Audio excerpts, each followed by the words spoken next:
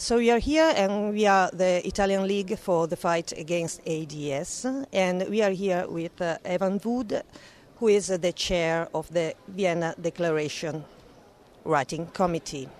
So, Mr. Wood, where the Vienna Declaration comes from? Yeah. Well, in 2000, I was at the Durban International AIDS Conference when there was the Durban Declaration that HIV is the cause of AIDS. And I'm a physician, and I was working very late one night, frustrated about all the drug users that were in the emergency room. And my interest is HIV medicine, and I've been very frustrated with conventional drug policies which lead to all of these harms. And I started thinking, the Durban Declaration said that HIV is the cause of AIDS, which we know to be a scientific fact. And I think we also know it to be a scientific fact that the war on drugs does not achieve its stated objectives, and it leads to all sorts of harms. And I thought, well, the meeting's being held in Vienna. That's where the Commission on Narcotic Drugs is being held. The meeting's being held here because of that. It's the gateway to Eastern Europe. It's where the United Nations sort of infrastructure to maintain the war on drugs is. And so this idea for the Vienna Declaration was born, and a large number of people have helped contribute to that over time. As you probably know, the writing committee includes my colleague Julio Montaner, who's the president of the International AIDS Society, Michelle Kazachkine, the head of the Global Fund to Fight AIDS, TB, and Malaria, Francois Barry-Sanusi, who won the 2008 Nobel Prize for Medicine. She's one of the co-discoverers of HIV. So a very high-level scientific group was brought together. And as you probably know, it's now been endorsed by over, I think, 13,000 people, leaders in science and medicine, 5 Nobel Prize winners, including, former presidents. The former presidents of Mexico, Brazil, Colombia have all endorsed the declaration. Very high-level organizations and individuals within the United Nations system. Former law enforcement officials like the former Seattle police chief, people like that are all coming forward to endorse the declaration. Somebody says no. Why? There haven't been very many people saying no, which is incredible. I think that's partly because at a conference like this of scientists and activists that have all seen the harms of the war on drugs, there's not that many people that would be opposed. There's a lot of support for the war on drugs because many people aren't educated. They don't know that the purity of drugs is going up and that the price is going down and that young people have easier access to drugs than alcohol and tobacco. So they think they're doing something good and they don't understand. But there's also an invested interest in the war on drugs. In the United States, there's more money spent on incarceration in the state of California than there is in post-secondary education. And the prison industry has been privatized. So they have lobby groups in Washington, D.C., and that are lobbying congressmen and other things trying to maintain the status quo. So there are interest groups that continue to promote this way of thinking.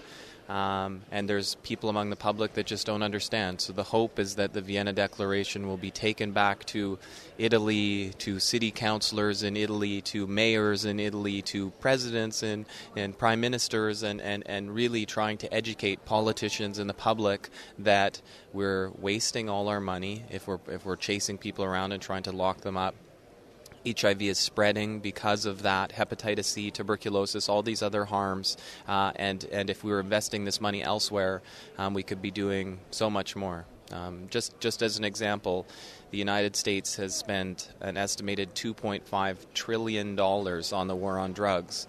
Can you imagine if that was invested into education, addiction treatment, and health? Inner city America would be very, very different. So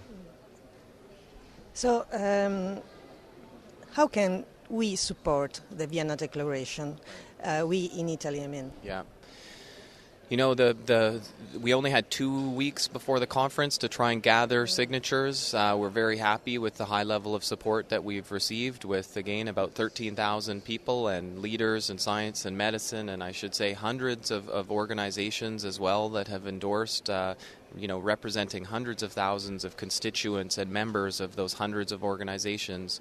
Now is the time, I think, really to take it and educate with it, and we're going to be creating tools and other things on the website to try and make this accessible to people so that they can start to learn about this. What about the United Nations? It seems that there are two different positions reading the Vienna Declaration. Well, there's two different positions within the United Nations. You have the International Narcotics Control Board, which is very rigid and trying to make sure countries adhere to the international conventions, and they don't care about human rights abuses, they don't care about HIV/AIDS, they don't care about health, they don't care about prisons, they don't care about all the unintended consequences. They're just rigidly focused on a legal interpretation of those conventions, and then it's very duplistic, because then you have UN/AIDS, you have the World Health Organization and these other groups that are advocating for harm reduction.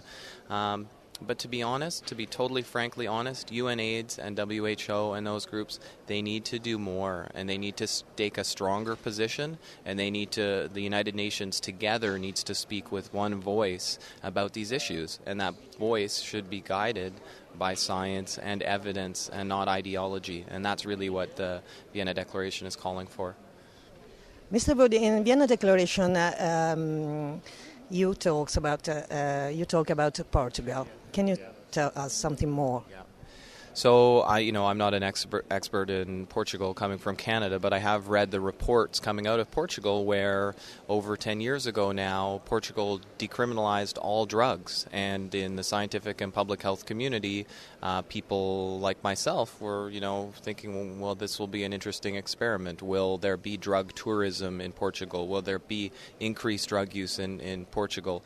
And what's very interesting is that the HIV rate in Portugal has gone down. There's less people dying from overdoses, and there's more people getting into addiction treatment, and it hasn't led to this increase in drug use, and the contrary has actually been observed. Portugal, if you even look at cannabis, it has one of the lowest rates of cannabis use in the entire European Union. So certainly this idea that by focusing on drug use as a health issue will lead to more drug use is totally incompatible with the evidence that we have.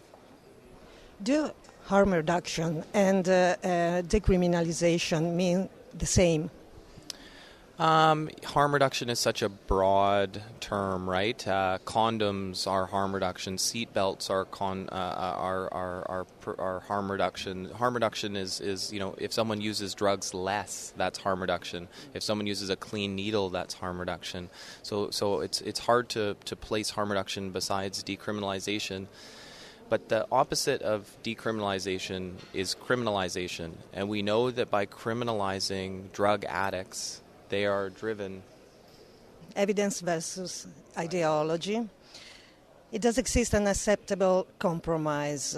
In Italy we have harm reduction, but we don't have a safe injection room, for example, or condoms or needle exchange in prison. I come at this from a sort of pragmatic scientific perspective, and that not all decisions can be based on science. We need to come to consensus, but if something is known from a scientific perspective to benefit, then we should pursue that. And if it's known from a scientific perspective to cause harm, then we should move away from that. And people say, oh, well, drugs is a moral issue, but people dying is a moral issue. Missing opportunities to save lives is a moral issue. So the moral ideological issue should support reform. It shouldn't be a reason to continue to waste taxpayers' dollars and result in all sorts of other harms. So thanks a lot, Mr. Wood, for this interview and for the Vienna Declaration. Absolutely, my pleasure. Thank you so much.